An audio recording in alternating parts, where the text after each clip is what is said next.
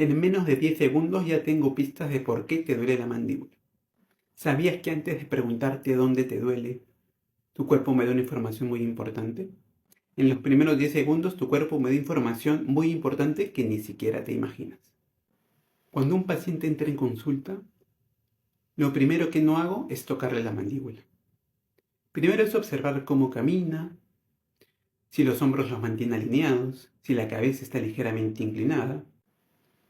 Y cuando hago una anamnesis y converso con el paciente, pues evalúo su respiración, si es superficial, si es profunda, si le cuesta respirar, si hay alguna tensión en la musculatura del cuello.